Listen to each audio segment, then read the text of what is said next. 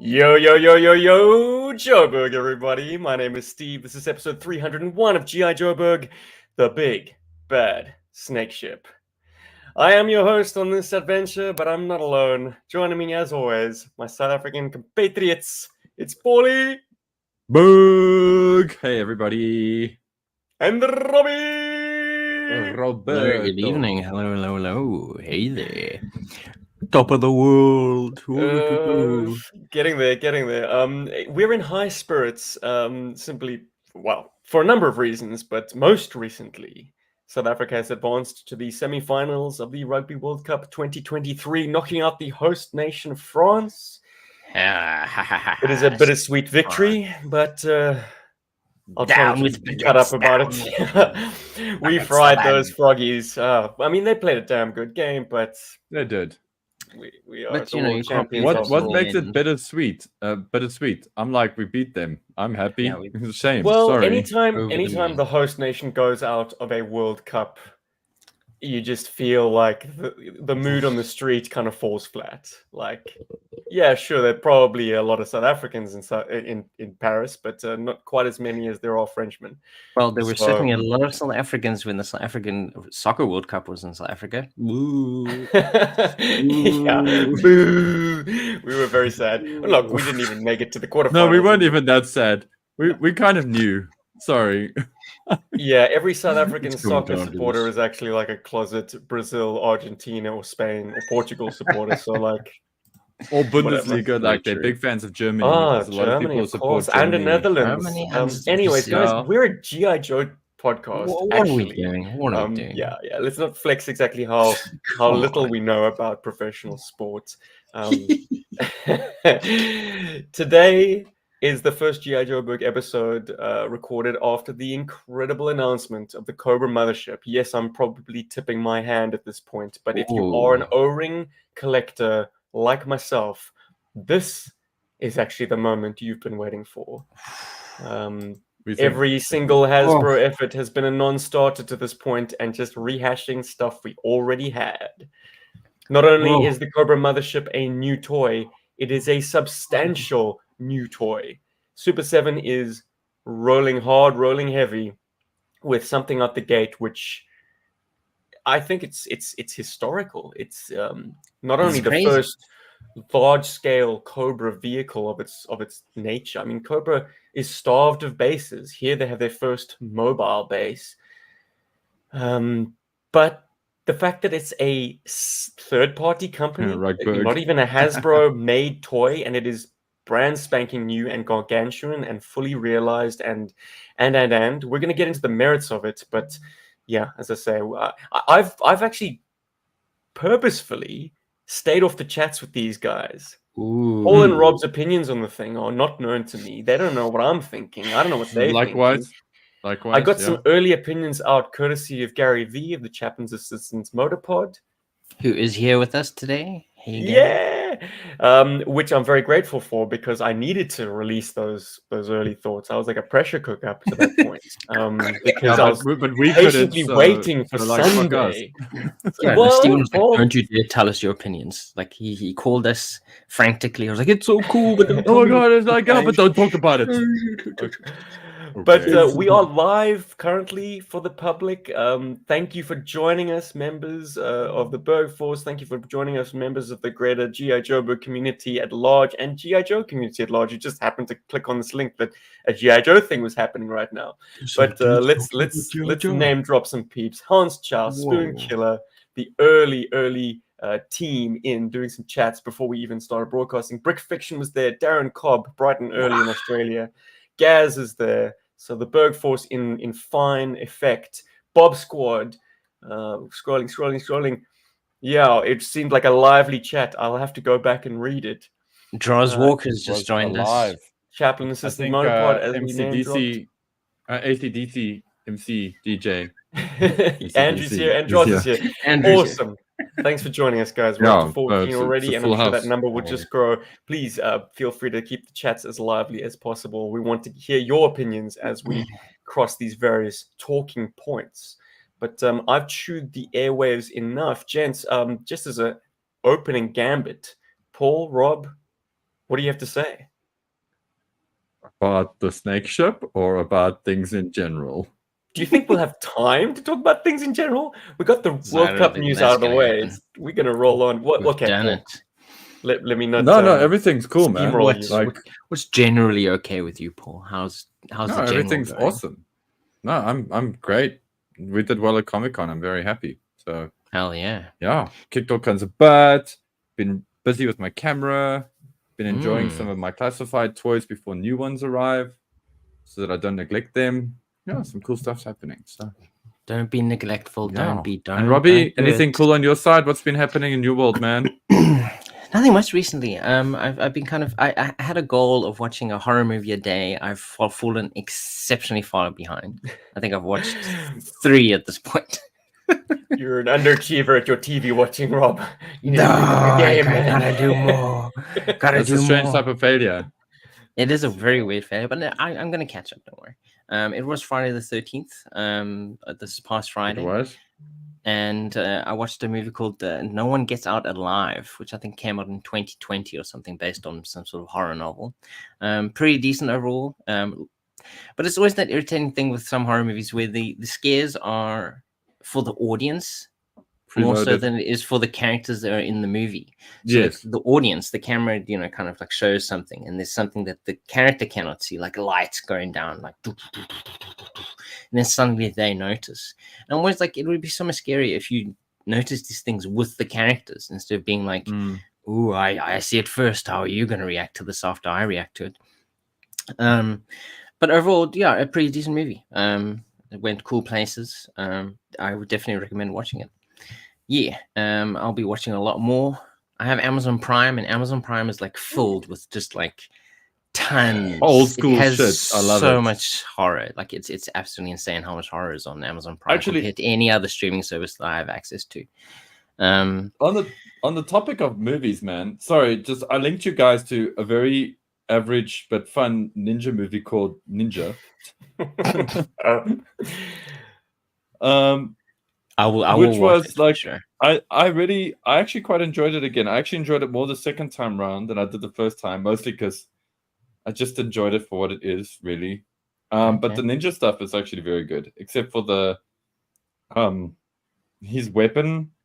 I can't tell if they're trying to make it a rope dart or a kusarigama, but it's definitely not supposed to be a kusarigama. Well, if you use it that way. it's Anyway, movie it's magic. gonna break my immersion if he doesn't use it as a kusarigama. Like, I mean, Well, it It's breaks you know my you have immersion to use it because- like that.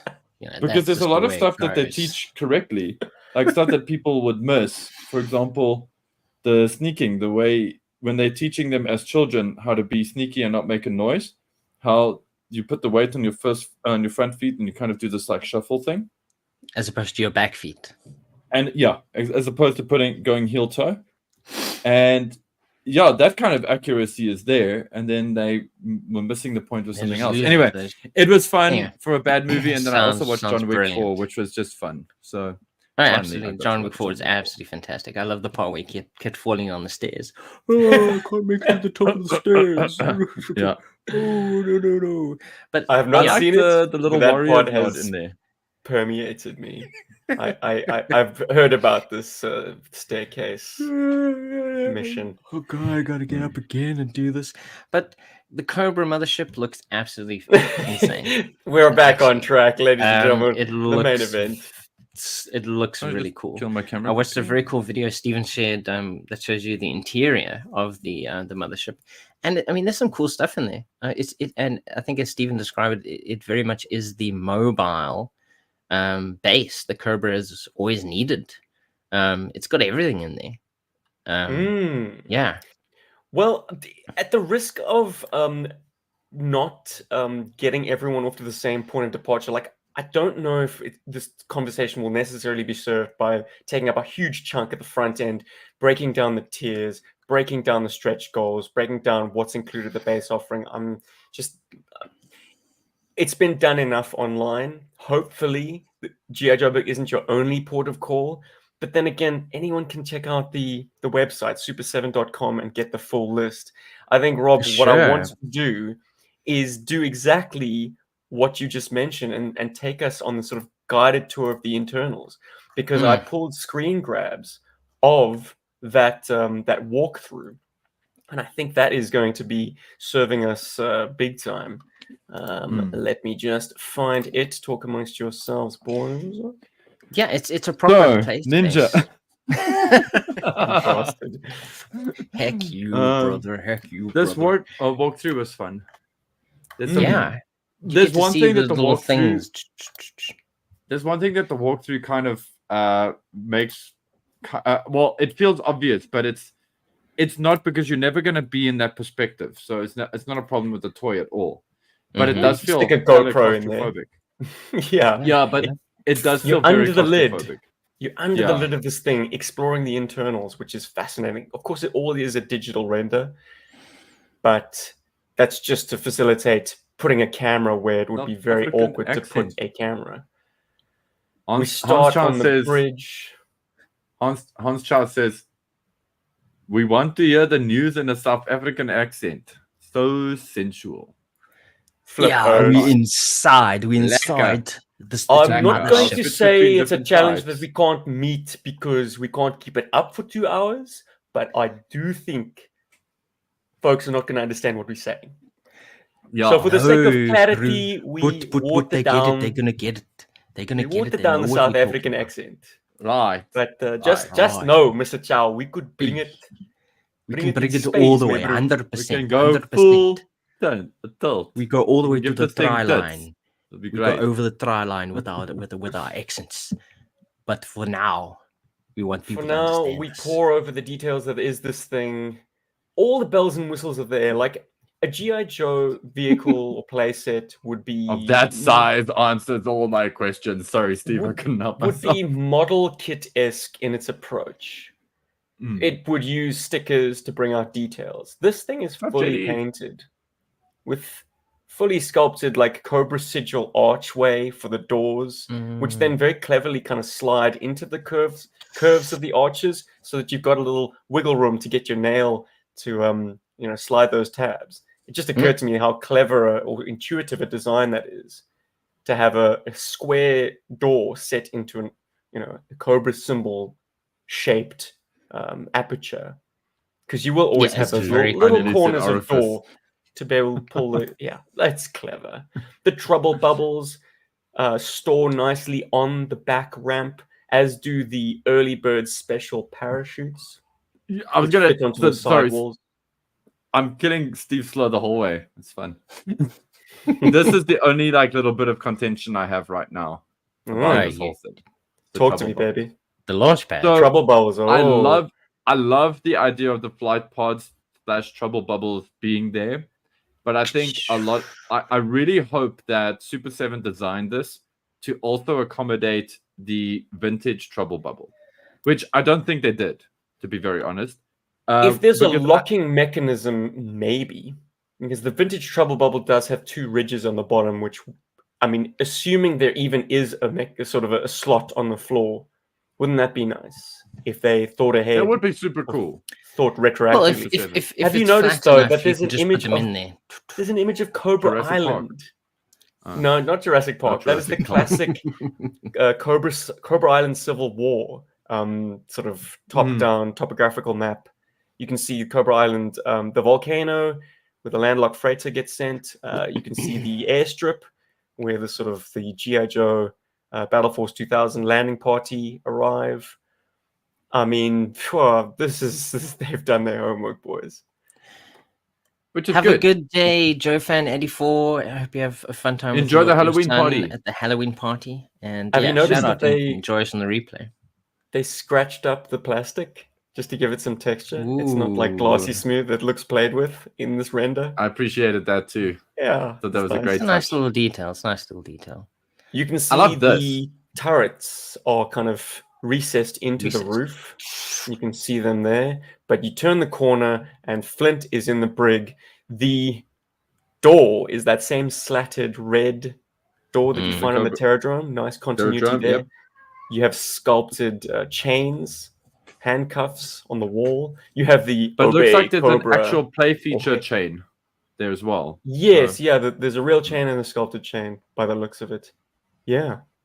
It's very So, cool. sorry, let me say that a practical chain, an actual sculpted linked Yeah. chain, and then there are just sculpted details on the And walls as in a well. nice twist. Mm. Sorry, Steve. If you wind continue. back, at least Whoa. at least this jail cell is not like right next to the briefing room, Yeah. which is a nice touch actually. Like I wonder if that was done intentionally. Like if Super 7 was like, we're gonna put our jail as far away from the briefing room as possible, you know, and not make the same mistakes as G.I. Joe does. But it does look So- like the prisoner could effectively reach his hand through one of the slats and mess with the turret guns. Don't know if you want that. Which is also fun. Nah, I is don't very think fun, you do that. Very Sunbow logic. He'd like point it at the deck. The gun. Point it at the deck. I don't see how you. There's not much control there. Come on, those are. Nah, I don't think. But you so. could do Dude, some in cool the like cartoon, people place- pulled missile launchers Yeah. off the backs of Stinger Jeeps and used them as like handheld weapons. I'm looking at you, Yep. Zartan. I think it was in Worlds Without End. Yeah, funny time. And also, like, rubbish. your like, childlike mind can like play the escape from that pretty well as well, because you've got a Oh, for control panel sure. quite close to it that his arm can't get to, but maybe you can fashion something out of like, you know, cable ties or something that comes with a toy. Just like, you know, So something It's- we're only dig going that. to It's very see fun. in the walkthrough is the way the bomb dropping mechanism works. So Mm. towards the back of the plane, the ship, you have a rack for these massive Cobra bombs. Only one of the tubes is practical, which means that the bombs slide on a kind of they have a mushroom, not quite a mushroom, but yeah, I suppose a mushroom pin at the back that slides along this slot towards the hole Oh, and drop out one at a time. Very cool. Yeah, you can see the slide aperture and the part of the bomb that marries to it. Clever, simple, practical, works. Very. Is Awesome. anyone keeping up with the chat? Because I see it's blowing Yeah. up. Oh, for sure. Okay. Well, Yeah, welcome to there's Anything just some Joe's. criticism, but yeah. JDO's has joined us as well. Welcome. Moonlight 47 asked if there's confirmation whether the vintage modern trouble bubbles fit. No, there isn't any confirmation on that. But I feel I like think they if I- could. I mean, that if you look at the pictures here, the renders, I mean, like there's enough space there. You take these ones out, you can probably pop in the old ones. Like the I roof don't is want to make that curved. assumption. I'm The going to back make that ramp- assumption. the back- I think back these guys ramp are has very these good ridges. with details. The back ramp has Uh. these ridges, and as previously mentioned, the classic Trouble Bubble and this new Super 7 Trouble Bubble have these fins that come off the Mhm. bottom. It would be really unfortunate if the Super 7 ones were a different width to the classic, Mm. because it would be really nice if the classic Trouble Bubbles did also fit those ramp ridges. I would imagine these are actually even slightly bigger, maybe, because I mean, to be able to fit a reaction figure in there comfortably. I think they this is kinda getting have onto to be- Paul's forthcoming point that maybe they're a little too chunky. Mm. No, Is but that then right, that means Paul? that the old ones should be able to fit in. I'd like to. I think that these are short. I think these are shorter, like a little bit shorter than the original. And Certainly the front profile looks more like, and I'm going to credit Chris McLeod of full force on this one, they look like they could be like Lego, because they have a more squared off, whereas the original, it's a dainty thing. It's got a lot of swoopy lines and thin details. These look thicker and blockier, but we're not More seeing a very good robust. angle of them at the moment. Dabuya J asks, change of heart for Super 7 G.I. Joe Bug? Would appear so. And I we'll think- we'll get into the Actually, exact object- why. hold on, objection. Actually, that's why I pulled this out. Sorry, Oh, we've okay. never been anti Super 7. We've just been anti reaction figures. I own Yeah, Super 7 I think that figures. would be I've true. put like substantial investments in their business. I have a lot of Ninja Turtles from them. I like Super 7. Light up. I just don't love reaction figures. Yeah, Carry on. They're Sorry. not our cup of tea generally. We get some lovely detail of the Cobra gunner included reaction figure in this next shot. It seems he does have the tampo, or the kind of the very stylized skull detail that we often see Vipers depicted with, but the classic figure never did have. Probably because the articulation point on an O-ring figure would interfere with that. But Would ruin maybe, it, yeah. maybe we're going to see it on these guys. These panels sort of swing up and down. They animate them in the Video, video. Yeah. That's very There's lots nice. of moving parts. There's also like earlier they also showed like panels that come up. I think there's 2 or 3 panels. Oh, you can see it in the back of this picture here actually. The panel behind the chair actually also does lift up. You can kind of I have a see the criticism. detailing. It seems they've duplicated the Cobra Island map. Well, of which- course they're going to duplicate these No, things. It's not give going to us be a different- different stickers for every single piece. They're in not the stickers. entire I don't thing. think. I think that is a Temper paint print. operation. Hmm. Well, whatever. The Armory like, is very there's nice. a limit to the detailing, I think. We've got sculpted guns and grenades, sculpted packs, but also practical weapons that are included. And in Can fact, fit them in there. even though the base offering doesn't come with the trouble bubbles, you will get trouble bubble missiles to populate that armory. No joke. Guys, how do you feel about that? Actually, while you're there, Oh, it's because a tease. We're definitely going to get trouble bubbles regardless of whether there's funds or not. I think that's Okay. that's a booby prize or second string prize, a distant second string. I mean, how do you feel about the sculpted backpacks and things like that are not practical, that you can't use, like the sculpted grenades and all that? How do you feel about that? Well, it certainly fills up the space a bit better. I mean, I think it's cuck. I don't think you I can don't think they should do expect that. Every single Joe fan to have tons of like equipment that they can shove in there. Yeah, I like I that get it fills that, up but the then space a little bit more.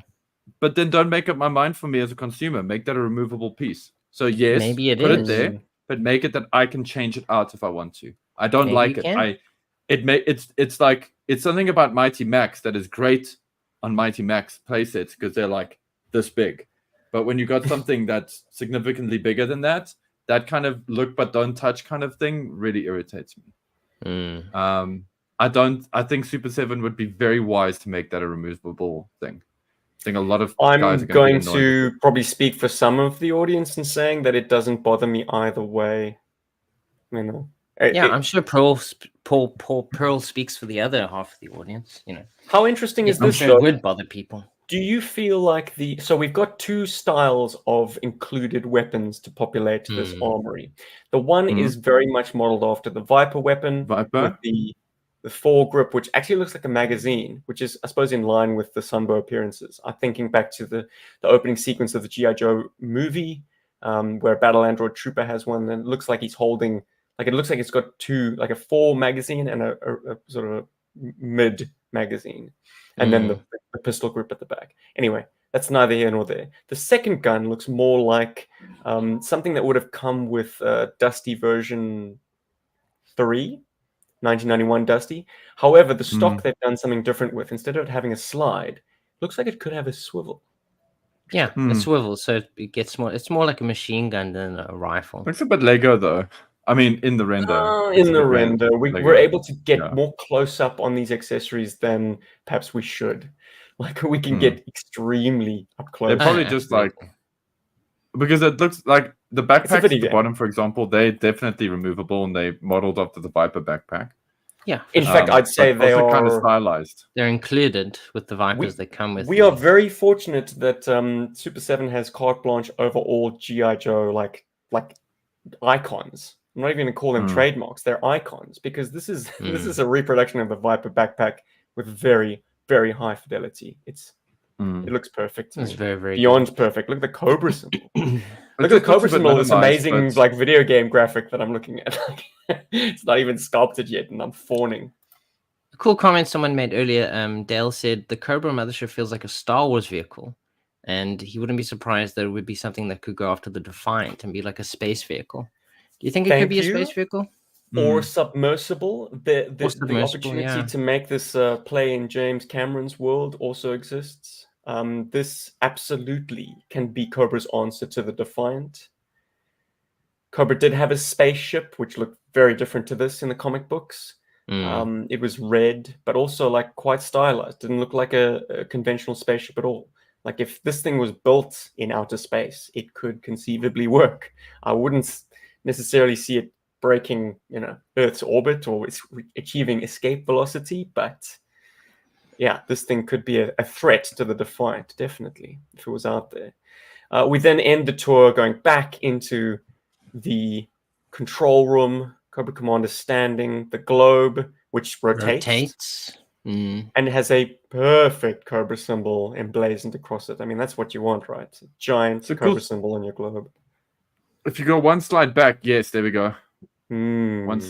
One slide back. I love. There's 2 decals there that jump out at me. One of them is the red one on the left, trench which run. is very much the Star Wars trench run. And then the other one is a little to the right, and that's a very G.I. Joe. Yes. The attitude and Horizon. And well, look, the trench run, is... I had not noticed that before, but if you think about the G.I. Joe animated opening sequence, like, boy, oh boy, was there like a trench run in it. I actually have. totally. Oh, man. It's funny.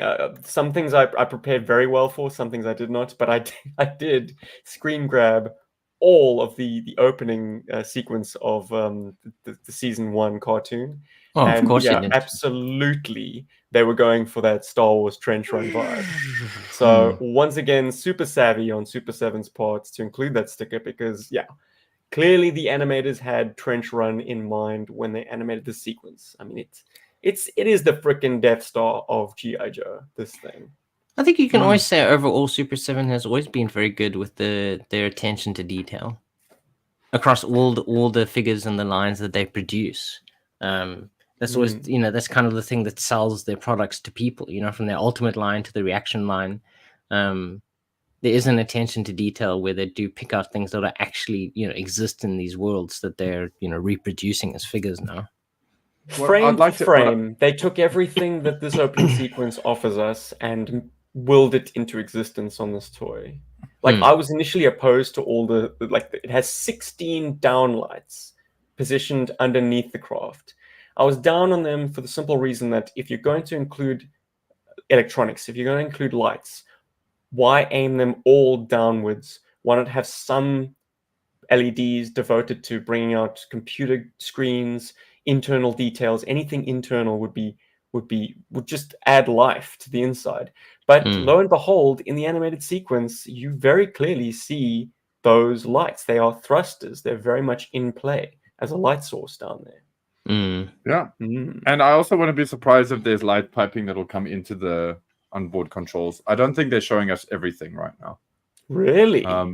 Yeah, I've got a feeling they're not showing us everything. It would be like, as a Kickstarter, it wouldn't be very good, like, to reveal your whole hand, like, if they, as it starts getting a bit like hotter and whatever, I'm sure they'll start going, oh, but actually there's this cool feature and that cool feature. Yeah, and also as they go along, they get feedback. Like with that rack, if there's enough people going, oh, I wish there wasn't so much sculpted stuff inside the weapons armory, maybe they will make that. They'll be like, oh, people don't want this, let's remove that. Something I wanted to add to your point earlier, Rob, about Super 7's attention to detail. What I find that stands out about Super 7 versus pretty much all the other guys at the moment, not every single one of them, but for the most part, they stand out with it. They also do consider the fun aspect of their toys.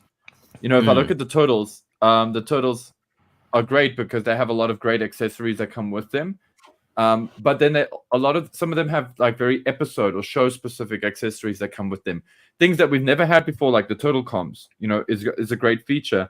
I think NECA had done them as well, to be fair, but it was just cool to have that, a mouser pack that's got damaged mouses, which actually have slots to shove the sai in, or the staff through, or the swords into, and you can sort of replay that, like trying to, wiggling the staff to get the mouser off it kind of play pattern with your Donatello. That kind of stuff I really like about Super 7, and it does come through this, vehicle / playset quite a lot. It's fun accessories that aren't just like, oh, here's a gun, here's a backpack, here's a whatever. It's something that's specific to that character or situation that they've been in before. Welcome, Ben and JLS Comics. Glad to have you guys here with us. If you guys were to put a number to the scale of the vehicle as presented in the opening to the cartoon, would it be 1 to 100? Would it be... I'm saying if you were to use the toy that they're giving us. Oh, the scale of the toy compared to the one in the show. Ooh, I don't know. I mean, the one in the 164. show is absolutely huge. What did you say, I'd Paul? say I'd say about 1/64. I would say Ah, northwards of 1 to 100. I so suppose, you oh, think wait, it's hold on. way I'm thinking of smaller? like 1/64. I'm going upwards. I actually meant it more like inversely. So yeah, probably like in 1 to 100, 1 to 144. 144. I think a Gundam kit, the average Gundam kit, which is 144 HG, would look kind of Mhm. natural next to this if you Yeah. compare it to how it is in the anime. I mean, in the animation opening. So yeah, maybe 1 to 180 then actually. But yeah. Yeah, Of because course, I mean, there if is a you look, sliding scale to the scaling of Mm. it. We see it in Mm. an actual episode called My Favorite Things, with Rattlers Park next to it, and it's not nearly as big as that. It's still obviously gargantuan, but Yeah. I want to relative to speak the Rattlers. I want to speak to Ben Martin here quickly in that you got more chance of seeing Gandhi than this getting funded, surely. I disagree with that because Super Sevens managed to sell a $490 turtle van, which is very cool. But I don't, and which is very cool. Came out when many other turtle properties were out at the same time. NECA had a line out. NECA were doing some big play sets. Obviously, Super 7 had their figures coming out. So I think we've got a good chance of seeing this. And also, I mean, guys have been buying that his tank from Pulse, and sometimes in the multiple. So I got a feeling we'll see this funded. I think a lot of guys will kind of enjoy the uniqueness of this. This is A, it's something that we haven't seen before. B, it's well done. Like maybe I'm overplaying my hand right now, or playing my hand too early now, but it's well It's not done. made yet, but yeah, look, the prototype looks tasty and the renders look good. That's all we can say at the moment. Hans asks, are the snake eyes transparent? No, he's dressed in black. He's not trans. No, I'm kidding. Are those red? They are actually, yes. From what I can see, they are translucent. You can see through them. And also to speak to Ben's point, will this get funded? I think what we're seeing right now is a huge sticker shock. And it's come on the back of various other massive crowd funds. We're going to see if the force is strong with O-rings. I mean, this is the ultimate test, because this is a new toy and it is a substantial toy. And when you think about it as much as I have, it is now an essential toy because Cobra needs this. They've always needed this, and no one's had the balls to pull it off. So now it's not.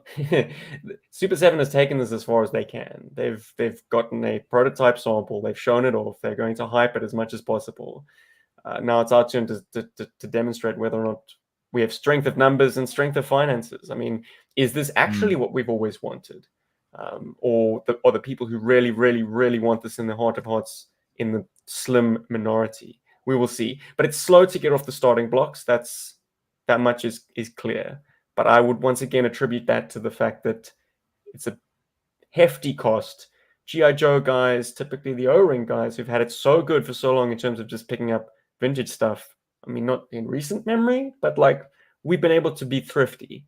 So now it's do or die time. I'm not going to plead poverty. I'm going to say I can make a plan. I can make this happen.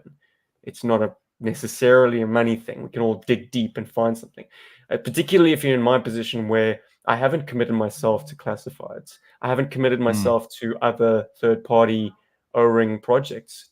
Well, at least not in a like bank-breaking degree. So this is kind of my only game in town. Do you think it was the right move though to lead with such an expensive thing to kind of relaunch O-ring? Like, here's a giant playset, and there's a couple of O-rings, and we could have done a whole line of O-rings, but we're going to give you a set first. I'm grateful they did, because what was our first HasLab for O-rings? Our only one. It was very conservative, extremely conservative. Not even a new toy. It was a new version of an old toy. So that is. We are seeing it top and tailed, basically. Both ends are being canvassed here. Big H went super conservative and managed to get it past the line.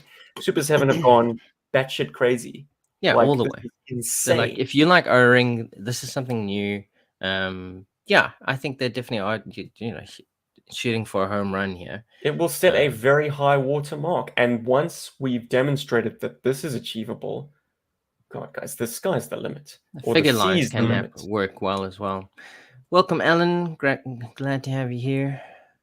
I look back at those old streams that Hasbro did, proudly announcing that O-ring is back, baby, and I just get triggered, man. I get angry. I'm like, you couldn't have had a crystal ball to know what was around the corner, but like that entire initiative was completely crushed, and they didn't Yeah, know. They couldn't have there was known. no effort put into the Hasbro's official O-ring push. I mean, it's like here's remakes of a couple of figures we've made before.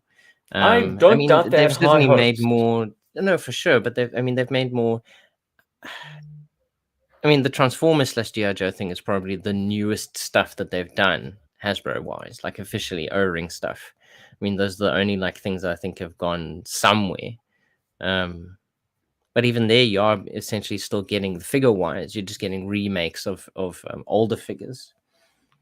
I imagine all the G.I. Joe sort of green shirts and the Cobra officers and the Vipers from Reaction might have picked up in popularity a bit more now because of this thing. Because I think guys might just be knee-jerk reacting and grabbing themselves some Reaction figures in lieu of this thing's arrival. So Hans, let's deal with this, because I mean, otherwise I would have never spoken on it at all. But Hans asks about the compatibility with modern. He says that if it doesn't work with modern, he's out, and he would be heartbroken. But modern 4-inch figures, that's his jam, and that speaks for a huge portion of the community, and they've been neglected even more than the O-ring at this point. I would say that, Hans, I mean, your eyes are probably better than mine, man. There are no back plugs.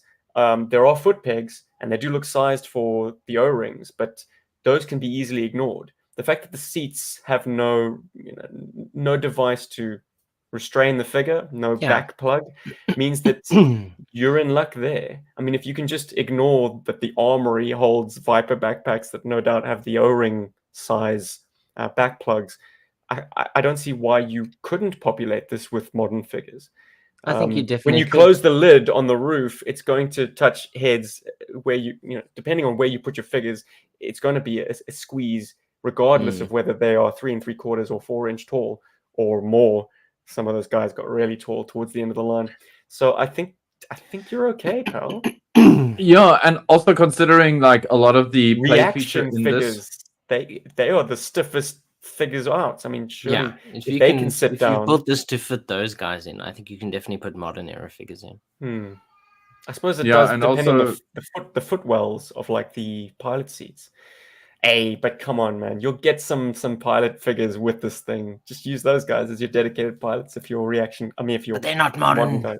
They don't look but like modern figures. that's the thing I wanted to get into. Like, you're very seldom going to have your modern era figures in it when it's sealed. I don't see that happening. Like, for me, I wouldn't put ME figures in there and seal it unless I wanted to transport them somewhere else. But to me, like, there's no roof. They can stand. I think they'll be fine. I think it'll Can you actually talk be a little okay. bit about figures, guys? Because the big elephant in the room, apart from this mothership, is the fact that Super 7 are going to do O-rings. Yeah. Yeah. Sorry, dude. Go back quickly there on the top shot. There's something here that's kind of interesting to me as well. One more. How dare you? One more, so we can see the top of it. See, on the top, there's like a track here. And there's another track here. I wonder what they're doing, or I wonder if they're going to announce some kind of accessory or something that slides into here. Like I can imagine it either being maybe, I don't know if it's going to be guns, but I kind of imagine it being like a little hook or something to like hold a vehicle on it, like a flying vehicle. Kind of got a feeling that might be a thing. And maybe because of it being like this on the outside only, I wonder if they would maybe even release scaled versions of a Rattler and a scaled version of a Sky Striker that you can kind of fly over it, Ring Raider style or something like that.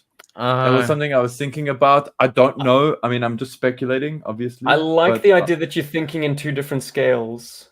And I'll tell you that in line with that, I'm not fond of the turret tier. Because one of the unlockable tiers are the turret guns that would fit into the front end of the ship. Now, they make the scaling look whack. Whack, You know, if because this you put a thing's figure fully, on them or something. yeah, if this thing's fully closed up, you can pretend it is that gargantuan ship looming over the horizon. You can kind of divorce your interior play from your exterior play. You jam those turret guns in there, all of a sudden, yes, this is very practically actual size, you know. And all of a sudden, you start bringing into question, like, this is the most ungainly looking flying thing of all. If this is supposed to, like, hold formation with in-scale rattlers and night ravens, it just won't look right. This thing is a Death Star. It has to be. But I as I say, I do want to talk about the sorry, dude. I don't think enough. Just something I want to mention. Yeah, Yeah, I don't think enough noise has been made about the tier 3 unlocks, and a little detail that I noticed. So tier 3 are a different colorway for the reaction and O-ring Viper gunners, I think they're calling them. But take a look at their legs, boys. Those ain't Viper legs. Super 7 is going to use this crowdfund and this final unlock tier to finance the creation of a Cobra battle android trooper's lower half at least. Because those are bat legs. Ding, ding, ding. Yep. Well, maybe they're robots.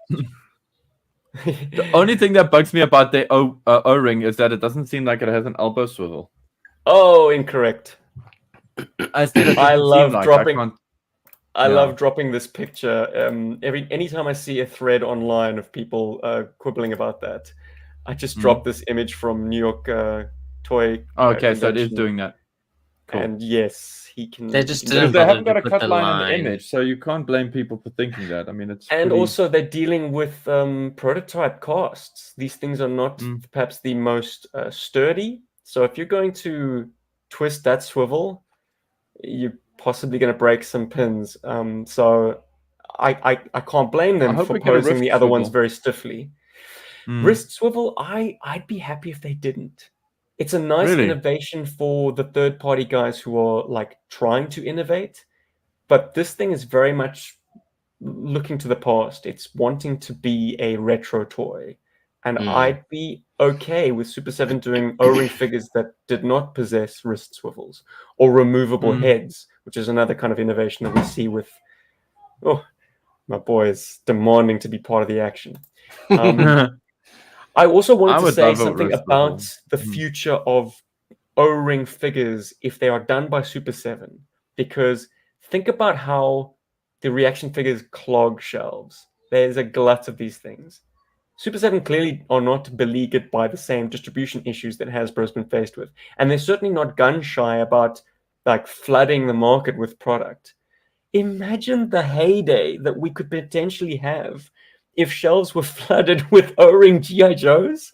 If you could get in your car or just walk down the road to the local not supermarket, okay, those days are gone, but go to the local shopping mall, go to the local comic book store or fan channel, brick and mortar retailer, toy or shop, Target or Walmart, for instance, and pick up an O-ring figure. Guys, it's the 80s all over again.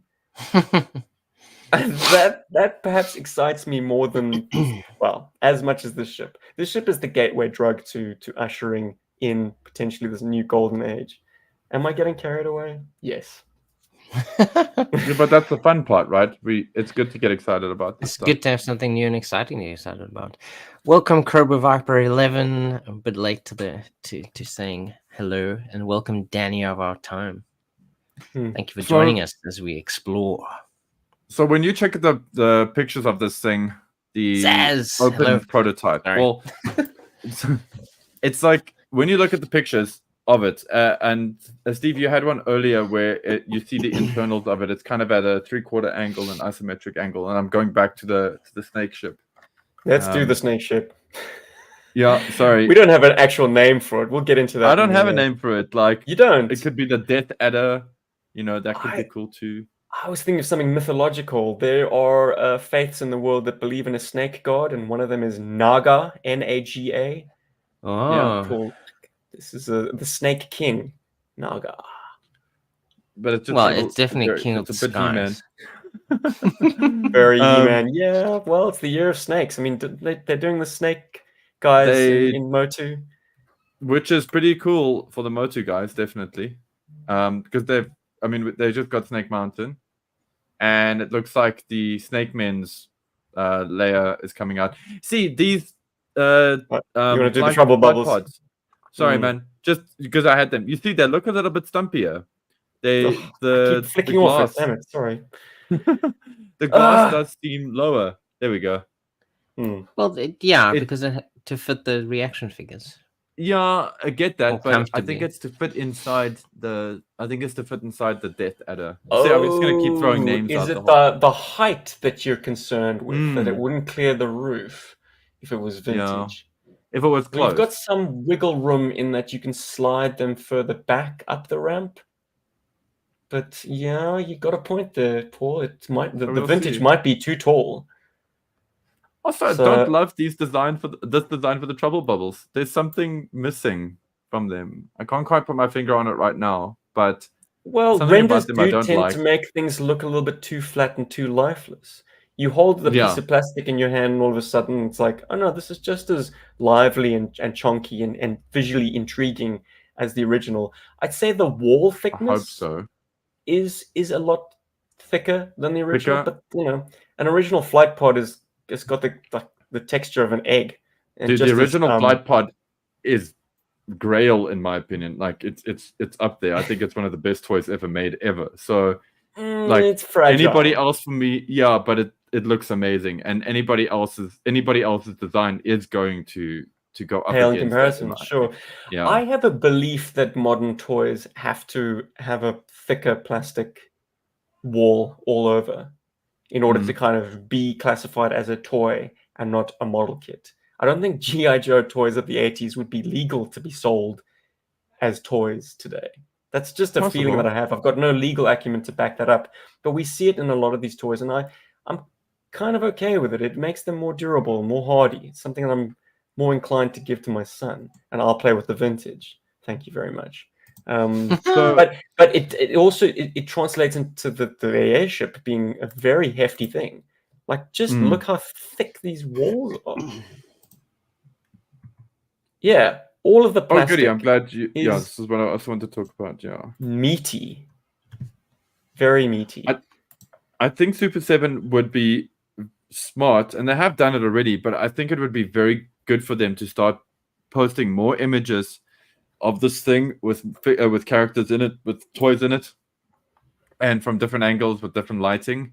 Because the isometric view, this view, which is kind of like a weird isometric view, kind of makes it look a lot smaller than I think it is.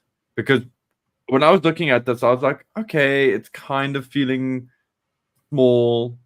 And then I actually looked, when I was looking for images to do the thumbnail for this episode of the podcast, I found one or two of the photo shoots, like of it at the convention. And I was like, no, actually this thing is really big. These renders are betraying how large it actually is. And I think Super 7 would be good, 31 inches to do that. wide. Which is big, Very big. It is very big. I think a Pterodrome is only 20 inches wide. So it's an extra 10 inches beyond. I'm going to hang the thing on my wall if I can get one.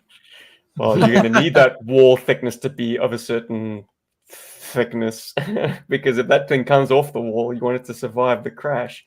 I want to just highlight Dubuya J. He definitely is picking up what I was putting down. Apep from Egyptian mythology, which isn't that the god of snakes? Surely. I mean, snakes were worshipped in a lot of beliefs. But I don't know if Apep sounds as it doesn't roll off the tongue quite the same way. I don't know. That's a good suggestion, definitely. Anything mythological and dealing with snakes is rad. I think the faiths that worshipped Naga also kind of are in the Nepal region, which is Cobra Law. Just saying. Welcome, Eric Teixeira. Thanks for Teixeira, joining yeah. us. What's up, dude?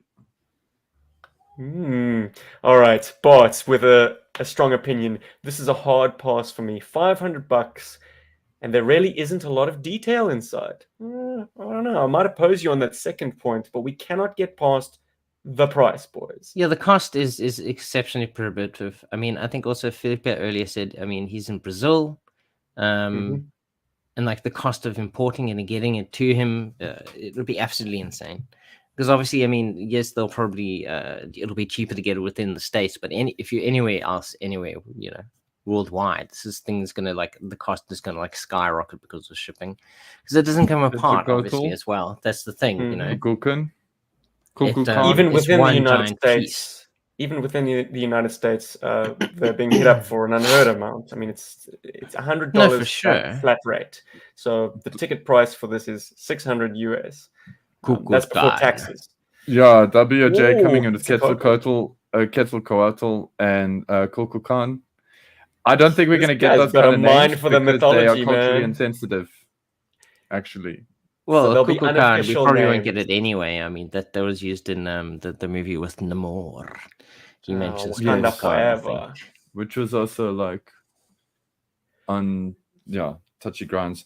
Pricing wise, I have a delightful bit of information to share. But they're cool Unlike names. Hasbro Pulse items, it seems that Super 7 do have a fan channel, an official fan channel here in Australia, where they are offering it for 1,100 Australian dollars, which is approximately 695 US. And I find that to be acceptable, an acceptable increase given postage and Aussie import tax and duties. I mean, for something this size, I mean, to put it in perspective, it was $150 extra to get the Sky Strikers into Australia.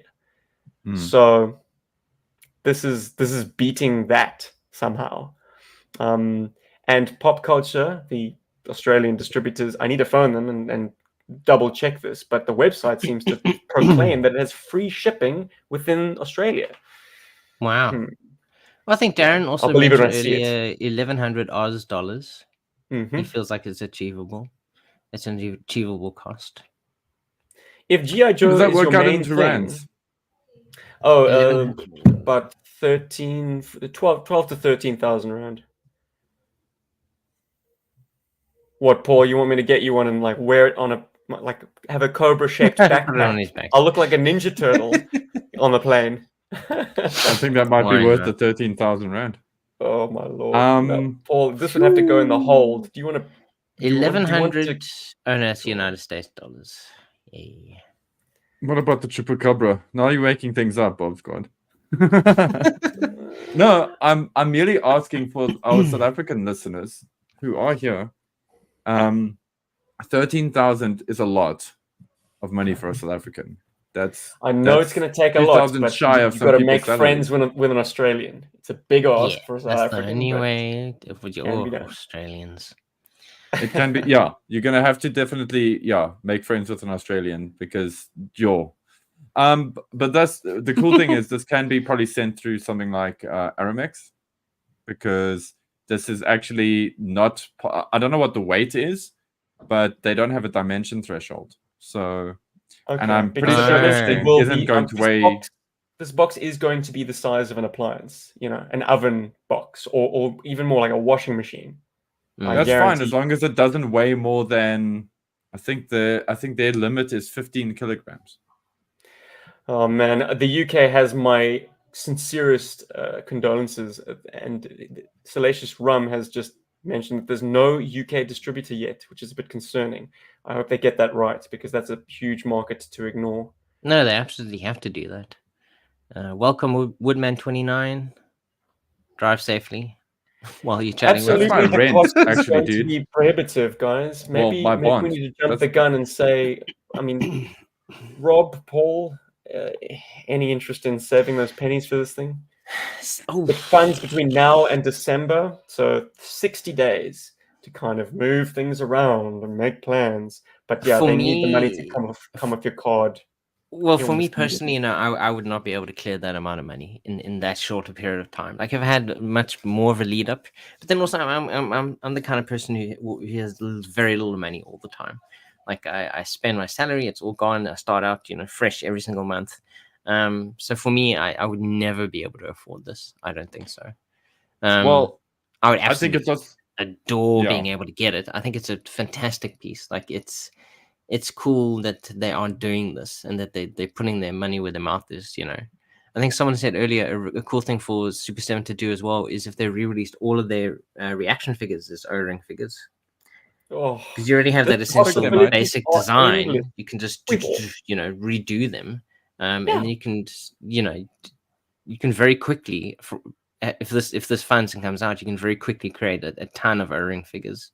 They Based would on have to be designs tooled you've up already made. from the ground up, but absolutely all No, those for designs sure. I'd want. The Cobra Shock Trooper, like the outer space troopers, Cobra Raven, the female Night Raven pilot. I would kill for an O-ring. Would you like an O-ring Games Master drone? Would you like an Yes. O-ring robotic Cobra Commander? Like, I mean, they've all always of these- looked cool. I think our issues with them were just that they're 5 points of articulation and they're not O-ring figures. Like, I Yeah. think most everything they've put out is very cool.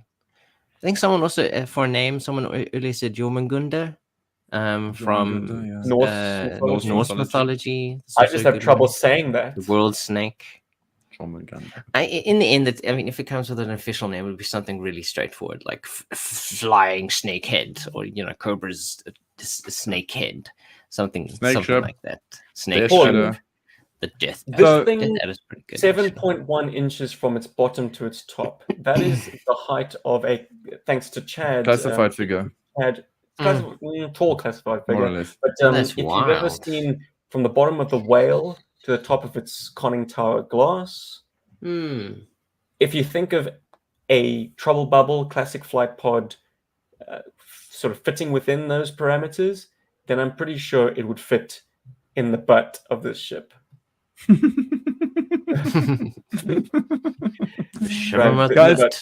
Steve, you asked earlier about money. Okay, so here's the thing. It's going to work out to 13,000 Rand, South African. Yeah. That's what that's my bond repayment, if anybody cares. So for the Per month. I'd also like to mention that groceries went from half of that in the beginning of this year to that now. It went up. It costs us about 13,000 Rand to get groceries and petrol now, whereas in the beginning of this year it was half of that. So the idea of spending that kind of money on something like this would be a very, very, very carefully considered expense on my part because of, I mean, it's not a small thing. And I'm saying this so that people can relate to it in their own terms because, we all pay rent, we all have groceries. So, I mean, this thing is about a month's worth of groceries. That's what it's worth. That in South Africa is expensive, unfortunately. So that would be a conversation I would have to have with, Celia. Well, everyone needs to have it with a significant other, unless. Absolutely, Oh, I need to correct myself. Sorry, it seems the Cobra Island sticker is in fact a sticker. A sticker, not a paint apparition. Bart had a nice comment earlier. Who's going to put some job. drone motors in this and make it fly? It's certainly big enough. I think you can definitely turn this into some sort of drone. I'm going to also bring up a very niggly point. Can it airdrop ferrets? I'd be curious to see if a stinger could actually fit in the back ramp. Roll it out. Ferrets Terminal velocity, that shit. Pod, you could fit ferrets, but what is the sort of largest vehicle? His tank is too tall. Maybe a stinger is also a bit too tall. Now that I think of it, I've just always enjoyed the dire possibilities of having this kind of aperture that you could poke a figure. Anyone in the sort of the cockpit area can then fling open those doors and have the globe behind them and be addressing paratroopers on sort of the ready line, ready to turn around and drop out the back. And you could drop the ramp and put a camera back there and shoot, from their POV at Cobra Commander with this globe behind him. And once again, I'm going to mourn the fact that the LEDs are all pointing downwards underneath the craft, because how cool would it be if the globe actually glowed? If you stuck a couple of LEDs inside there to just light it up. But yeah, look, I'm not going to cry over the things that this thing can't do, because the list of things that it can do are pretty significant. Significant. Yeah. Welcome, Also- Cujo. Hey, Yeah, good. what's up, Gooch? Welcome, pal. Something else, and I feel like I have Is to there be. a snake in your I have butt? to throw this out there, guys. What are you supposed to do with a 13,000 rand toy? And I'm just being devil's advocate now. Like, what are you supposed to do with a 13,000 It's the same rand toy? question for people who consider getting like the really big older ones as well. What do you do with the Defiant? What do you do with the Flag? What do you do with the Terradrome? You pop the Terradrome in your spare bedroom's bed or something like that. This is how the sausage is made, guys. What I do with my Terradrome, it is with me every minute of every day that I'm at this desk. Lucky you, After man. the It's great announcement to of have this that in thing- arm's reach. I have right there. In fact, it's a little too close. I'm run the risk of. But Rob, boshing my that's head a on the vague toe. answer. Give me an answer. What do you do with a 13,000 rand toy? Tell me. Jesus, Give me ideas. Tell me. You That's hang just it the from the problem. ceiling. You have to put it in. It has to be a central piece wherever you are. Essentially, if it's in your lounge, it has to. I think you hang it from the ceiling. It becomes like a very central piece where, if you can attach other vehicles to it, that would be kind of cool. Or if you're able to kind of like hang other vehicles near it to kind of create an entire play set, it definitely becomes a central decoration The talking in point whatever for room you your- put it. Yeah, your man absolutely. cave, People for come in and example. like, whoa, that's absolutely crazy. It's I mean, I hanging know from what the we can ceiling. do with it. Yeah. So, Yeah, oh yeah, carry for on, Rob. sure. Yeah. Yeah, I think that's what it is. It becomes the central decoration piece of whatever room you pop it into. Because this is like- I think hanging it is probably, or you play with it, Paul. You play with it. No, That's I what- appreciate that, Darren. Like, that's what I want to hear. Because I listened back to our classified hiss chat, just like a little bit the other day. And it kind of dawned on me that we talk about what makes this toy great and what makes this toy not great and how it's going to do in the market and how it's not going to end. It's all that stuff. But we never ever talk about what do you do when you get this thing. Like, I also reflect on Stephen with this, because Stephen got the Sky Striker, which, he loves very much. And I'm just thinking, like, what do you do with a 13,000 rand toy? And I think that's the big question that a lot of us as content creators, as G.I. Joe fans, as all of that should be asking this question, and we should be answering that question to help this thing sell. Because it's But something also, we believe in. if you have more interests, I mean, beyond just action figures and stuff, Fatered Fu pointed out, has anyone thought that this thing is about the same price as a PlayStation 5 or an Xbox? Exactly. Which Like, you will use. That's also another huge a lot. consideration. Yeah, you would use it a lot, but I think as toy collectors, it's not always about you play with it, but it's also it's not just the I don't know, like the varied uses you can possibly use for the thing, like as toy collectors, we want to own toys, and it's not necessarily like the function of the thing itself, beyond playing with it, that is really as big a consideration.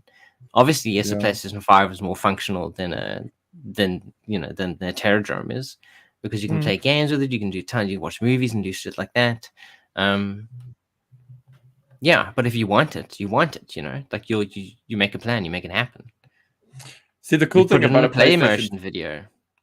That's the thing, and that's kind of like one of the great things you can do with it. I take a PlayStation's price, which, by the way, in South Africa is going up to 15,000 rand. Just putting that out there. If you take a PlayStation and you consider that you're paying 1,000 rand a month to play games and to watch streaming content through PlayStation's media stuff, then essentially you're paying 1,000 rand a month for 15 months to enjoy the pleasures that come with a PlayStation. That's with the exception of any other kind of peripheral stuff like buying games or subscribing and all that. So if you're going to do something like this and you want to think about, okay, cool, so it's $600, it's 13,000 Rand. Then for 13 months, you got to find, I believe, you got to find at least 13 months worth of enjoyment out of this thing. So 1,000 Rand a month worth of your time that you have to translate into enjoyment for this thing, which means that, okay, for us, it's awesome. It's easy. We can create play motions and whatever's with it. I know for me, I'm a big sucker for a play set. I love a play set. If I had more space in this house, I'd have all of my play sets here, my G.I. Joe HQ, my Terradrome, my tactical battle platform. They would be here. And I would be enjoying them because they're cool to have. So I would have fun playing with these guys and like putting them in there and taking cool photography and 13,000 rands worth of fun, Paul. But I think you've at least got 13 months worth of like it being a pre-order of anticipation. Because sometimes the most enjoyable you're gonna thing get so much fun out of it just waiting. Is the waiting like period. thinking about it like every day. There's thinking about it. You've already got like a year's worth of like fun, absolute fun out of it before mental you even fun. own it. Yeah, and then it's another 13 months after you own it. That's 26 months of fun. And I'm sorry that I had to be that guy. It's just Moonlight 47. It's just that I sometimes think we have to keep shit real. Sorry, Rob. No, Moonlight points, it costs about as much as 3 Giant Mans. Giant Man being the current that's cock. that Hasbro is trying to fund. Which it's 8 days away from completion, and it's only just hit half of the number of people that need for it. But like, Giant Man, I'm like, who wants that actually? Welcome Goldberg Collectibles, and hello to Mexico. Spoonkiller asks the question: does it come with stands? Yes, it does. They are blast effect style. Draws. Yeah, I told them. Oh yes, comes with 4 stands. Tell them Draws Walker. 3 stands. There we go. So you use those to kind of like blast it off. It's not terribly dynamic, but I mean it gets the job done. Just sort of academically at this point, guys, would you like them to be blast effects, or would you have liked them to be a more sort of in-universe like docking stand, like a sort of a tactile detail? I think the blast effects are kind of cool. I love the blast effects. I think an actual stand kind of it kind of ruins it in a way. Yeah, it makes it less fun to kind of see wherever it is. I also look forward to the guys who 3D print. I look forward. Yeah. Sorry, Paul. Please. I said I look forward to the guys who are going to 3D print those blast effects and make them taller, so that you could have this thing raised. For sure, you can go absolutely insane at different angles and stuff. Steve Bart wants to see this thing float. Are you going to make it float? In Cape Town. I mean, this is an easy shape. You just slip some polystyrene underneath there. Shove it in those vents over there. No, but this is something we've gone. Yeah, this is what we've been considering like the last couple of minutes. Where would we put it? Hang it on the where wall. Do you put your defined? Where do you put your flag? When you're not using it, under the bed, in the cupboard. But the fact remains you have the thing. The cost, ironically, I mean, this is just a trick of fate and has a lot to do with when and how G.I. Joe Book got these legendary toys. But in 2010, I paid about 12,000 Rand for the USS Flag. In I'm going to say 2015, the Defiant, by means of a very generous seller, also cost about the same. And this would be in line with that. I mean, it's you bring that up. Gaz literally is addressing that point right now. It's the same price as a vintage Terradrome on eBay. If one can convince oneself to buy that, then this is a no-brainer, and you won't need to handle it with extreme care. Also bigger than a Terradrome, circumference-wise. And because it's brand new, it's way sturdier than anything you could buy vintage-wise. Why not invest in this, especially if you are into vintage G.I. Joes and O-Ring Joes? And can we just be practical for 2 seconds and just be honest with ourselves, Terradrome owners on this podcast? I love my Terradrome very, very much, but it's a rotunda with lots of garages and a very interesting comms channel at the top. This is a more interesting toy. And if people disagree with me, that's good. Power to you. But this is the more interesting toy than the Terradrome is. And I'm making that as a statement. There's a lot more stuff that's interesting, even though it's like an eye-shaped corridor with a launch feature for the flight pods and a control center in the middle. it actually has a control center. You know, there's nothing that Cobra has that actually has a control center. Even the Terradrome doesn't have a control And center. it's going places. It's mobile. It's mobile. And it could be even more mobile if, as Hyperion GM points out, you could put it on top of a Roomba and have it skitter around your house. Oh, dude, I'd love that. Flying through the night comes the fearful cry of Cobra. Dunk. Just have it like playing that. Cobra. Like have your Roomba. Like Roomba. Watch your cat like swat it. Oh, it wouldn't need to. It would go into one wall and then sort of slide off the back. If it fits, it sits. You just check your cat sitting in, you're like, death adder. As it goes around. The Cobra Roomba. I couldn't care about those parachutes. Like, thank you, Super 7. Thank you. Cool. Okay. Fun. Yeah, you can have $2 to donate to charity with my KFC meal. Fine. But I mean, it's just an early funding goal. They're just adding little extra things. But what's selling this thing is the thing itself. You know, it's the thing itself, which is selling it. It's a mobile command center for Cobra, which they've never had. It's ginormous. There's play possibilities that's sitting in there. You can do cool shit with it. They're just trying different things, you know. Like, what's a classic thing that Joe did? Oh, parachutes. It's a flying thing. Of course, you have to have little parachutes in it. Oh, that light up feature is so cool, though. You like it? It is very cool. Yeah, I think that's awesome because also that's a cool thing. You can do it when you do if you do display it as a you know, as a floating device in your room. I mean, okay, it's not going to light up the entire room, but it's gonna be a cool centerpiece. Credit if I can hang it on my wall, it's gonna look cool. Yeah, it's a lighting effect, and it's a mood piece. But yeah, Gary V, he mentioned on his episode of his most recent missile, to use the correct parlance, that the downlighting does give you the option that if you pair it with the flight stand or the blast effects, you can then create a diorama beneath it.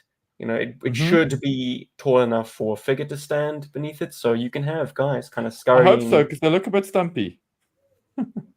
What? Oh, you mean the stand? The blast effects, they do look a bit stumpy. I hope they do. They're just there to essentially have it a little bit higher. I don't think those are significantly high. I think those are definitely very small. It's also, just the Armory is very raise it high enough so that you can see the lights. It lights up whatever surface it's sitting on.